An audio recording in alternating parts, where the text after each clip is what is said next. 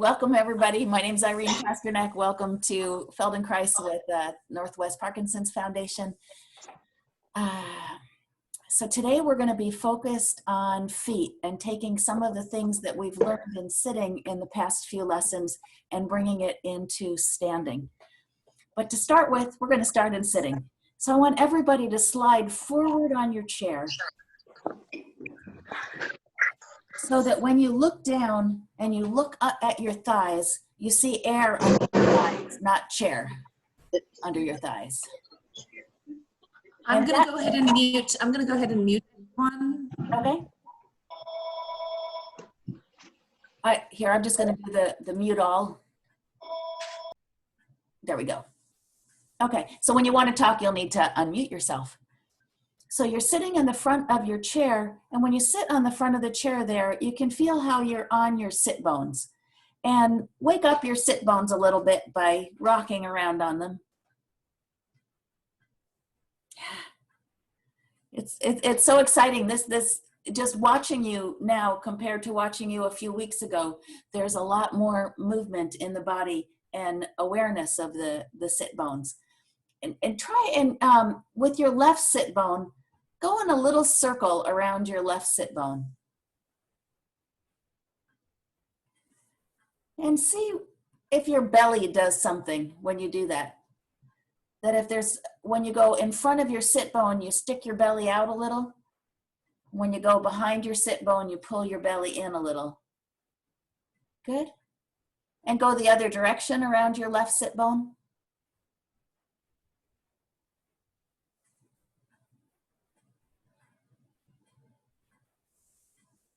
And then rest for a moment. Just stop and check in with yourself and see if your left side feels a little different than your right, how you're sitting on the chair, which foot feels more connected to the ground.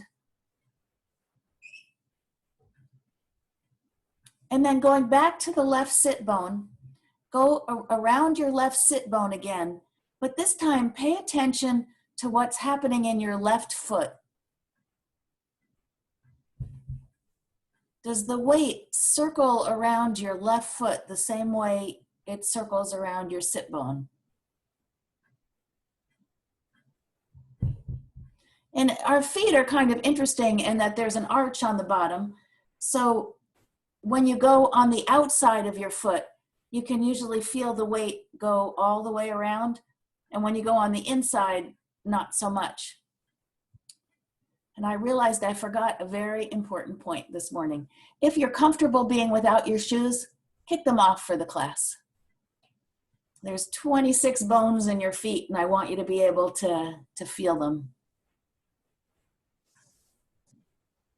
You know, if walking without shoes is really uncomfortable, you're welcome to leave them on, but you'll get a little bit more out of the class if you can kick them off.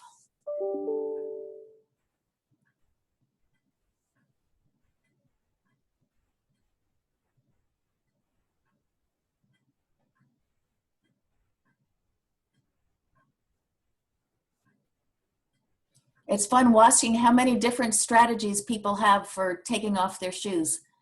Some just use one foot and kick it off. Some bend. Some lift their foot up and put it on across their other knee. Always good to realize that there are multiple strategies, because if one stops working, you might need to find the other and see. All right, it looks like shoes are off. So let's put our weight over on our left sit bone. Go around in a circle, paying attention to what happens in your foot, in your left foot. There might be a time in the circle where it feels like your big toe gets longer and a time when your big toe gets shorter. It like pushes forward and it pulls back. There might be a time when the arch lifts up a little or it flattens. Good. Go the other way around this left side again. And this time, pay attention to your belly button. You could put one hand right on your belly button and see, does your belly make a little circle? and rest for a moment. Rest and see if you feel taller on one side than the other.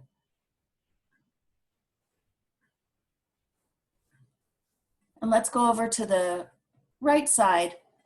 And so shift all your weight to your right sit bone.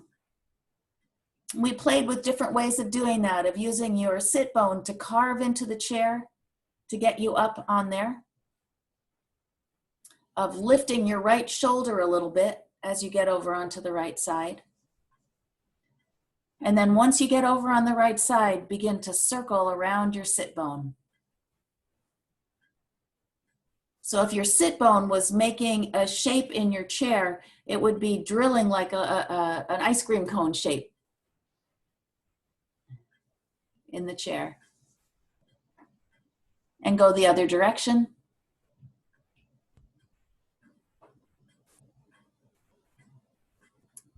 And then begin shifting. Instead of being focused on doing the movement, begin to shift your focus to thinking about what and sensing what your foot is doing.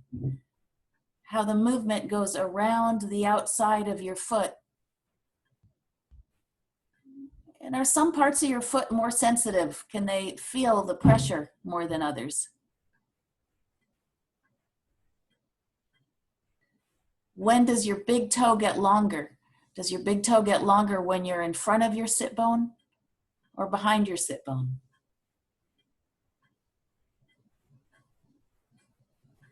When does your arch lift up a little bit under your foot? When does it flatten?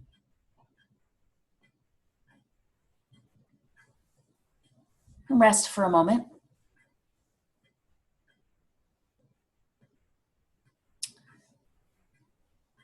And come back onto this right side. And now for a moment, pay attention to your left side, to your left foot. Is the left foot pressing down toward the fourth toe, toward the outside of the foot, or is it pressing down toward the big toe? And do a little experiment. If you're pressing on the big, let's everybody press down on the big toe on your left foot and then circle around your right sit bone. Feel what that feels like. And then switch so that your weight goes to the outside of your left foot and you press down with the outside edge of your left foot. Usually that will feel a little sturdier and a little stronger. And if you let the foot roll into the big toe, there's just like a sense of heaviness and maybe even some discomfort in the low back. But if you keep the weight out, that there's some way that the outside edge of your other foot helps you do this. Okay, come back to the middle. Take both feet and put the weight out underneath the fourth toe. So there's a way you could lift the inside edge of your feet a little bit, and that helps the weight go outside. And pass yourself back and forth, left and right. And have the initiation be from the foot pressing into the ground, pushes you over to the other side.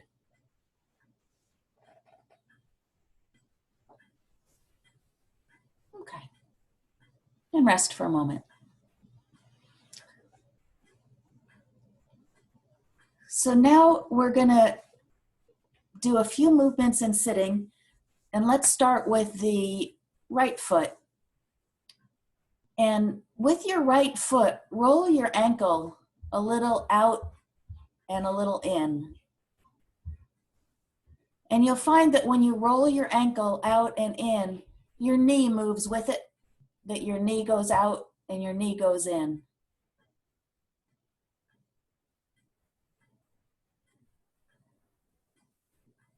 And rest for a moment. And let's tap our right toe a few times, just to feel what tapping the toe feels like.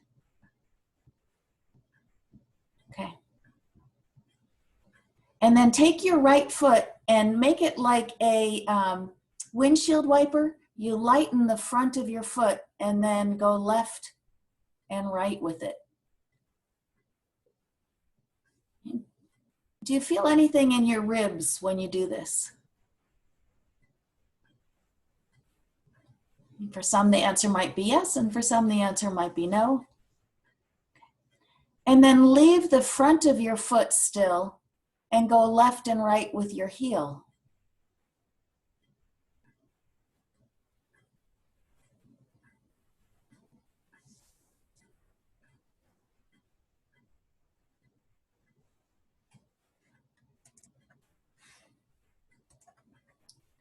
Okay. Now come up to standing. And for this lesson, when we're standing, if your balance feels at all iffy, stand behind your chair and hold on to it.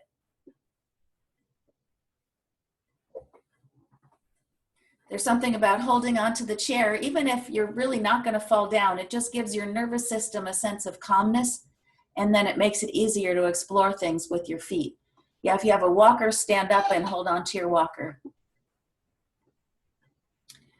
And with your right foot, let's do some of these movements. So let's start with taking the toe out and in. And if you have a free hand, you can hold on to your chair or walker with one hand, put your other hand right on the top of your pelvis on the right side. And as your foot goes out and in, see if you can feel your pelvis turning. I'm going to go into speaker view for a moment.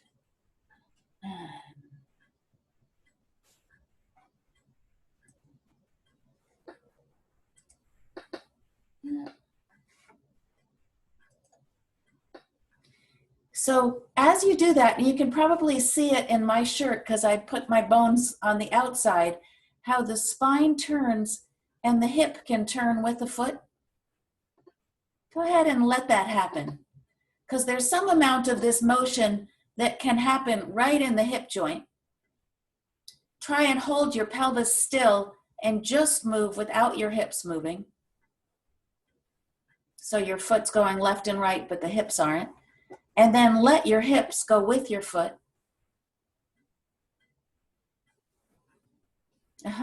And when your hips go with your foot, if you put your hands up here on your ribs can turn a little bit too. And then rest. You can rest in standing. You could take a few steps.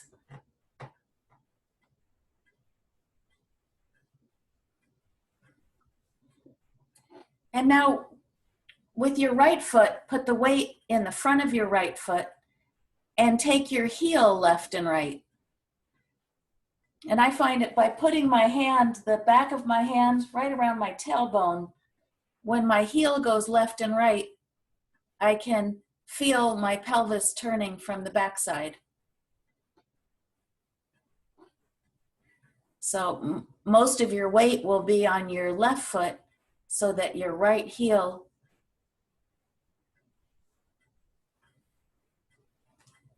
good. And then rest in the middle.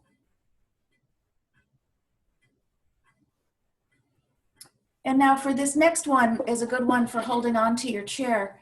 I want you to try rolling your right ankle out and in a little bit. And you'll find that it also has this rotation movement in your pelvis that can go along with rolling the ankle. And then you could stop the rotation and just see what mobility there is in your ankle for going left and right. And then go back to letting your torso respond. And rest for a moment.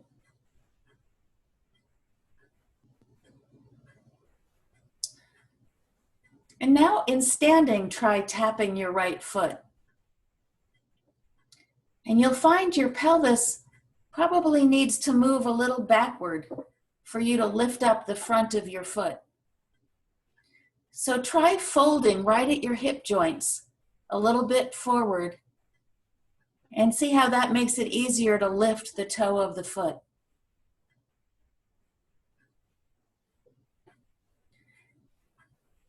And then try keeping your body perfectly still and lifting the front of the right foot, and feel how it kind of gets locked into place. And then let the pelvis move again so that the toe can come up. This is another case of if our pelvis isn't mobile, our feet get locked up.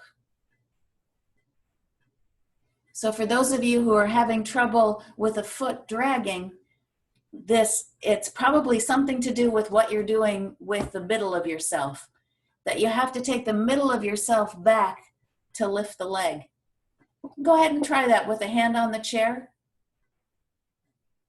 Take your bottom backward and see if that just kind of automatically makes your knee feel lighter and able to lift a little.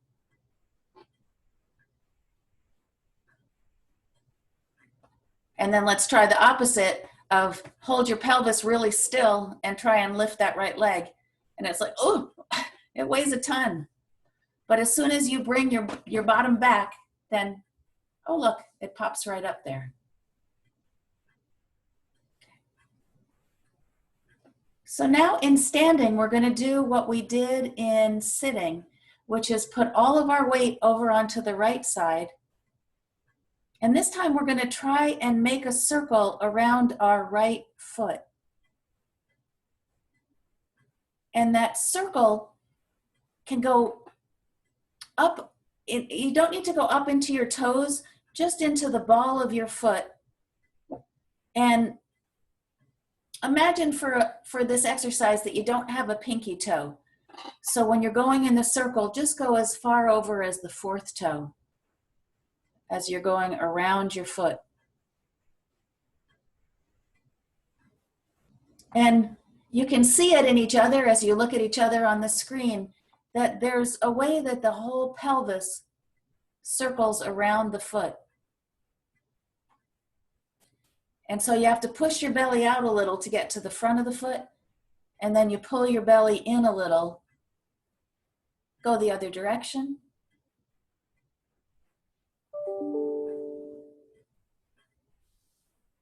And rest in standing, and see if you're now standing a little crooked, if you have more weight on one foot than the other. If there's a sense like I'm planted like a tree over my right side. And when you're planted like that, try lifting your left foot. And to lift your left foot, notice how much your body still has to shift over to the right for the left to lift.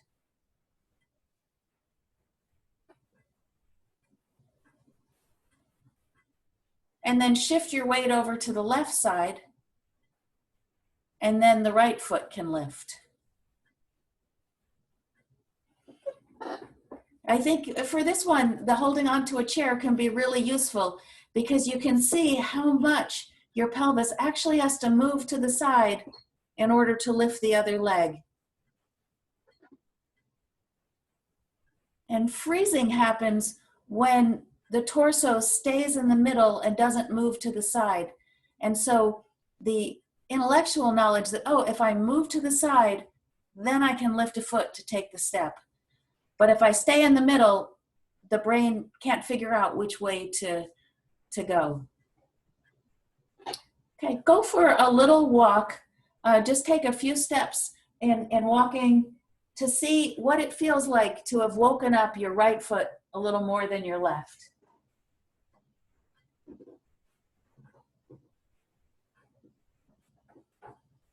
The foot might feel a little different in its connection to the floor.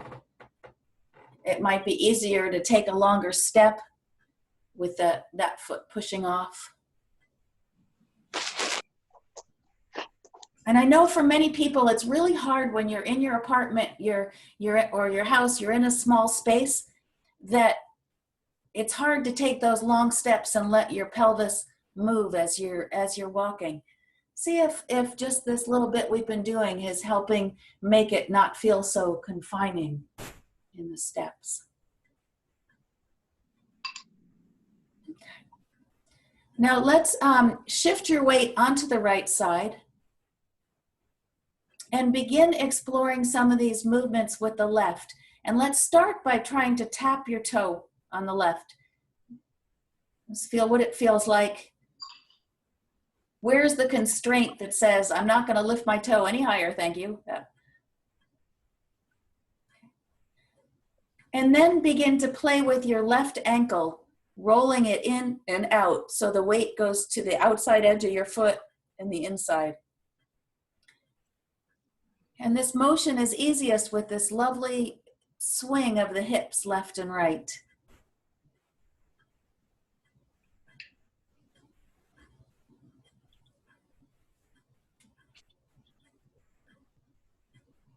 Okay.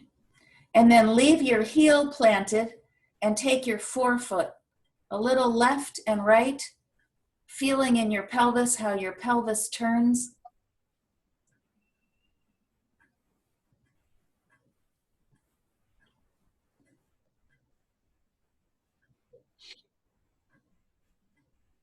And then try doing it without letting your pelvis turn. So use your hands to keep your hips in place. And when you turn it without using your pelvis, that's just the ball and socket in your hip joint rotating. And it might help give you an idea of where that ball and socket is.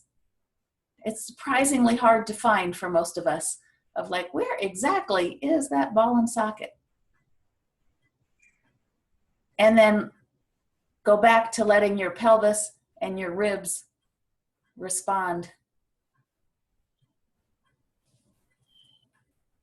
And rest.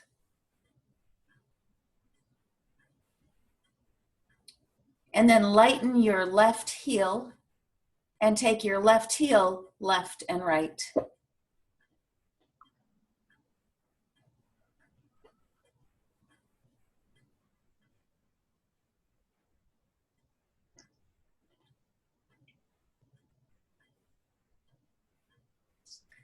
It's as if you're crushing something and smushing it.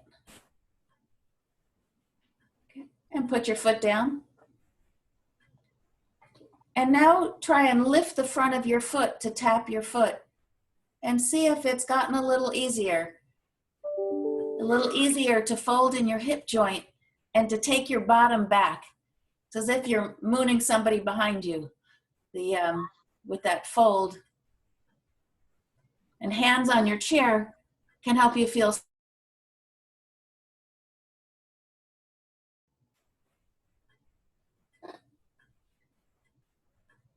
And then try and tap your heel on this side. So to tap the heel, the pelvis has to come forward and around yourself a little bit. Another way to think about tapping your heel is thinking about leaving your forefoot on the ground and bumping your chair with your knee.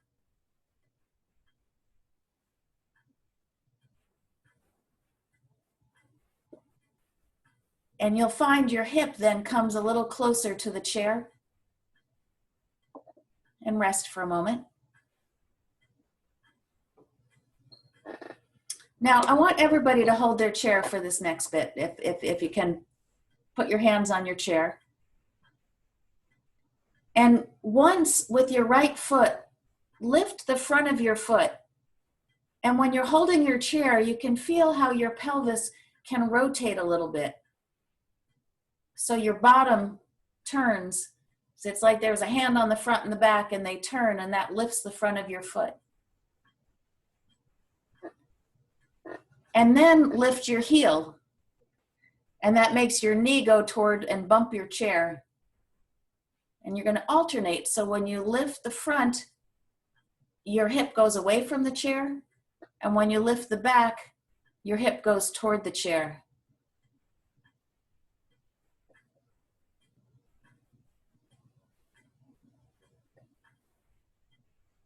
And your pelvis is moving quite a distance forward and backward. You know, maybe 6 inches or so of movement in order to do this.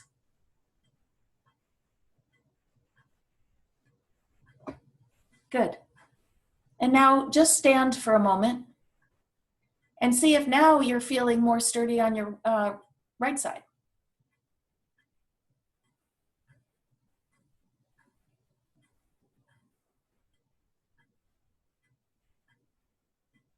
And walk around a little bit. See what this a little bit more mobile foot feels like underneath you, and a little bit more connection up through your hip joints. And if you can find a long space in your space to try to let your walking be a nice big stride. I always love Scott's background. As he walks, he disappears into the sunrise or the sunset, whichever that is.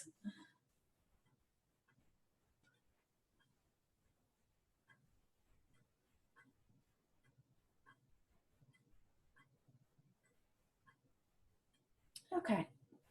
And then just come to standing for a moment. And with your other foot, your left foot, begin to alternate lifting the front and then lifting the heel and bending your knee. So when you lift the front of your foot, your leg can stay straight and your bottom goes backward. And when you lift your knee, you lift your heel and you rotate your hip toward the chair. So there's this rotation, and the foot is alternating.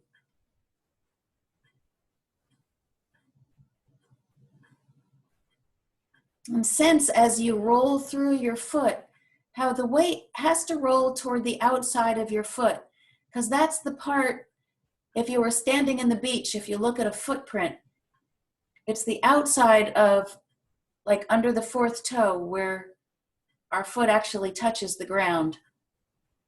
And the arch is lifted a little bit. Okay, and rest for a moment. And I want to spend the last few minutes in the class playing a little bit with the shoulders and the feet and the relationship. So everybody roll your shoulders forward. So you could take your thumbs and rotate them in. And feel, what does that do to the weight on your feet? Does it make the weight roll toward the inside of your heels or the outside? So do it and undo it. Do that and come back to neutral. Do it and come back to neutral. You feel how when you take your thumbs in, your knees come toward each other and the weight rolls in on your feet. And then take your thumbs and go outward. Roll your whole arm so your chest opens up. And feel where the weight goes on your feet. How it goes more toward the front of your feet and toward the underneath the fourth toe, that side of the foot. It doesn't go all the way out to the pinky toes, because then you'd be unstable. Okay? And so go back and forth, rolling your shoulders in and rolling your shoulders out. And your pelvis can move a little backward when your thumbs go in, and forward when your thumbs go out.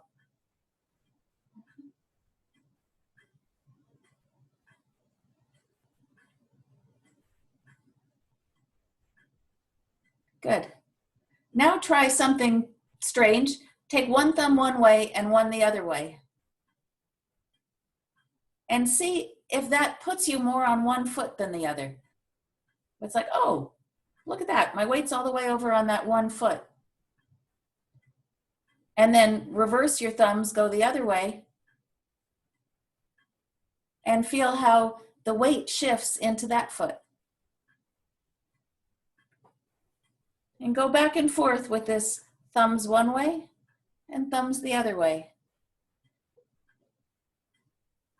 Let your arms be long by your sides. So not I see some people doing it up here, and that's a little different motion. When the arms are long by your sides, you're still more over your central axis. Because if you get too far, if you go past your foot, you're going to start getting foot problems and you get unstable. You just want to go so you're right over the foot, and the shoulders help you get there. One of the challenges of this stay-at-home time is all the time that we are spending sitting in front of our screen. Because when we sit in front of the screen, people usually roll in. And so this play with the thumbs of, you could even take a ball, an imaginary ball, and toss it behind you, and toss it behind you. And as you come through the middle, bend your knees and then come up as you toss the ball. And you don't need to look at the ball. Your head can still look in front of you, because when we're walking, we need to see where we're going. But this little motion is walking. You're over one foot, you're over the other foot, and the arms are just hanging. So everybody, let your arms be limp. So if you were a hanger and these were two belts on the end, they just hang there. They have no life of their own. So when you're turning your torso, the arms stay by your side. And you could try doing it a little faster, then they do spin out a little bit, so that your hands whap you on the bottom. And feel how your weight is shifting from one foot to the other foot. And the feet begin to feel very alive. So I'm looking at people, and I want everybody to try this variation. Some people their hands are going straight forward and back. Try that for a moment, so that it's like you're drawing straight lines with your hands. And then let the hands begin to wrap around you. And you can feel that that's more motion, and still with the feet going one foot to the other. There you go. Yeah.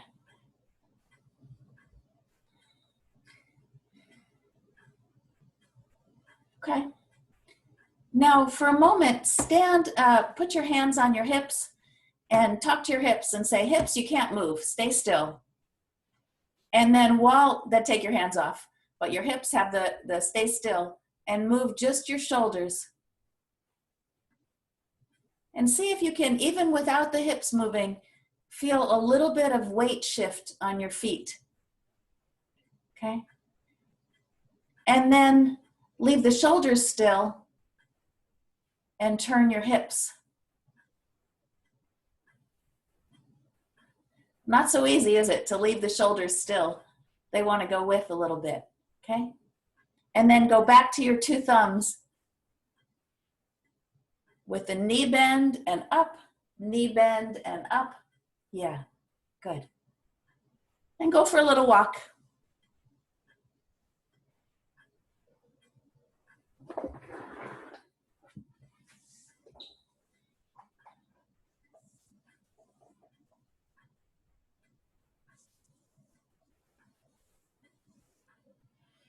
And come on back and have a seat.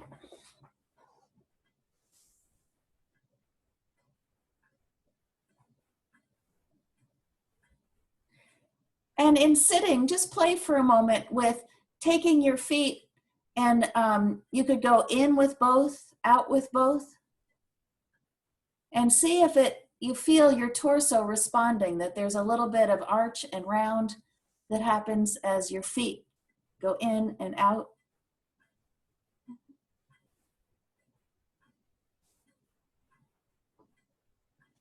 Try tapping your one foot.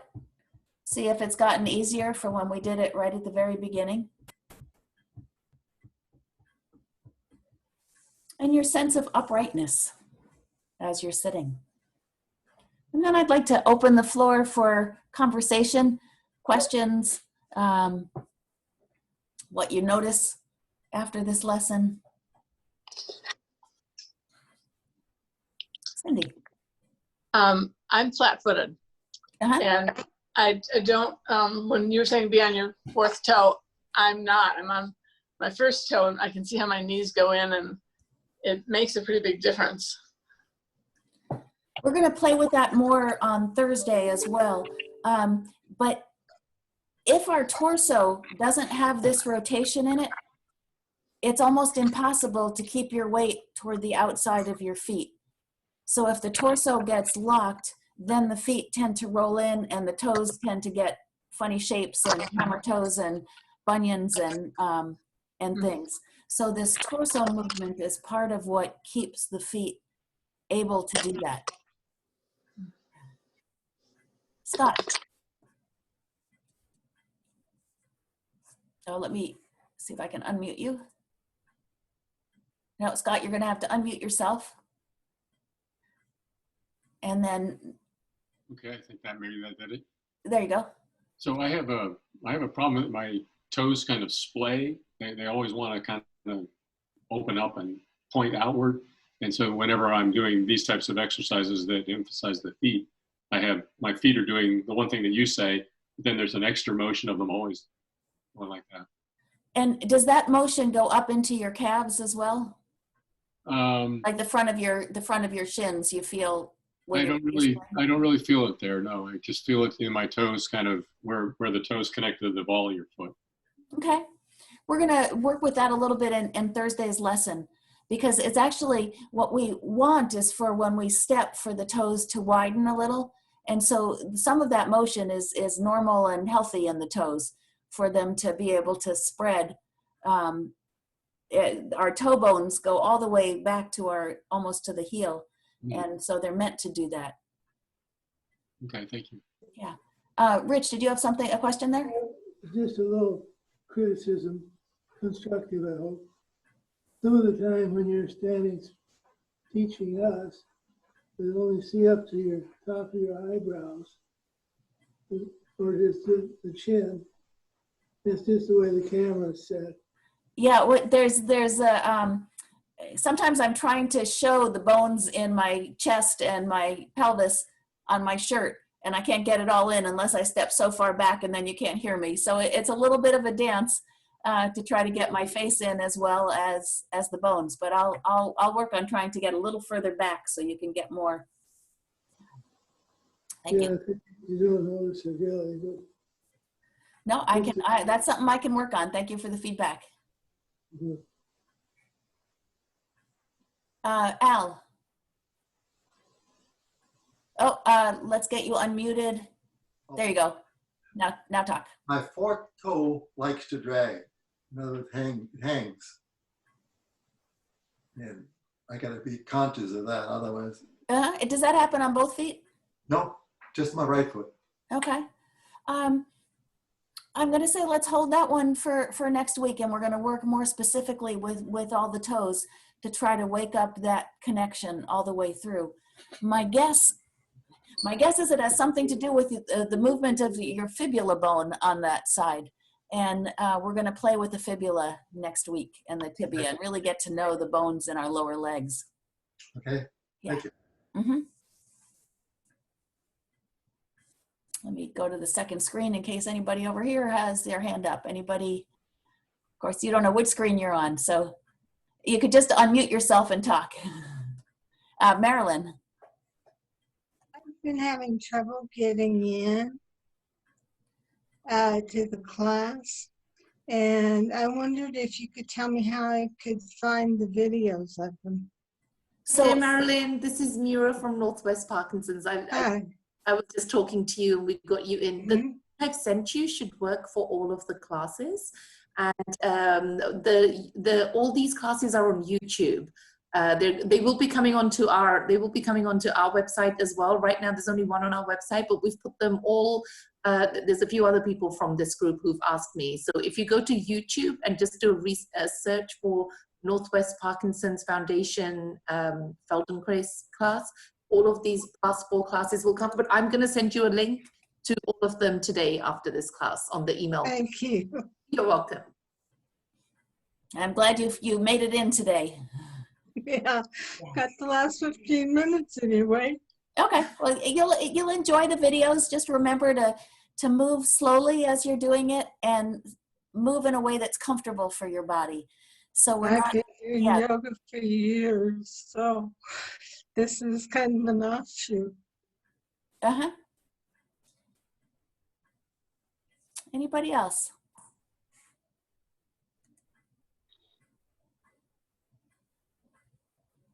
Colleen. Oops, let me get you unmuted. Oh, you got yourself. Okay. I do the opposite. I curl my toes tightly. So I'm sure you'll talk about that in the future too, but I think that contributes to maybe bunions. And when you already have that habit, how do you improve that? So everybody curl your toes now for just a moment. and see what happens in your belly, especially your low belly when you curl your toes. Often curling toes has to do with keeping the low belly muscles overly engaged. Those of us who have, you grow up hearing suck your belly in all the time and you try and do that all the time, that's really associated with the toes. And so working to relax the low belly can help the toes lengthen. So you're smiling, Colleen. Did I hit a nerve there with the trying to keep the low belly tight? I always think I'm not tightening it enough, but maybe that's so if you think you're not tightening it enough, then as soon as you have that thought, you tighten it a little bit, and then it can impact the toes. So Colleen, what I would suggest for you is playing while you're sitting.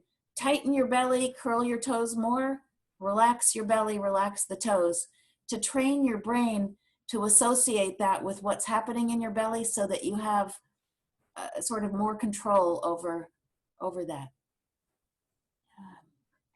But that's definitely something we can work more into one of the lessons.